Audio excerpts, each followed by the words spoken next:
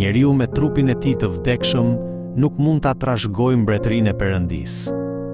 Prandaj ky trup duhet patjetër të shndrohet. Ajo që prishet do të bëhet e paprishme dhe ajo që është e vdekshme do të bëhet e pavdekshme. Kjo do të ndodhë kur të bjerë buria e fundit. Atëherë të gjithë besimtarët do të ringjallen nga varret dhe do të veshin trupin e lavdishëm të ringjalljes. Ajo ditë do të jetë dita e fitores mbi vdekjen.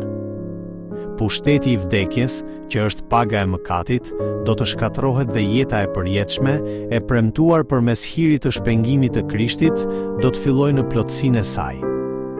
Ai që beson në ringjalljen e Krishtit mund të besojë me siguri edhe në ringjalljen e vet.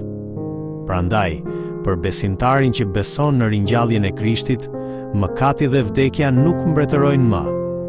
Edhe pse do të përjetoj vdekjen fizike, ajo nuk është fundi, por porta që e çon në jetën e përjetshme.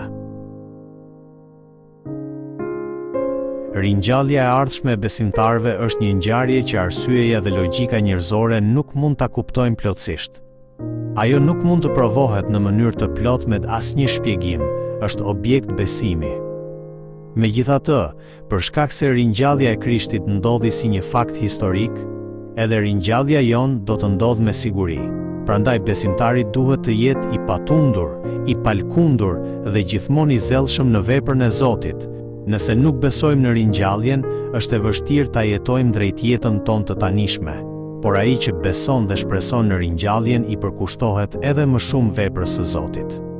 Duke e mbajtur shikimin te lavdia që do të vijë, ai jeton sot me shenjtëri dhe besnikëri.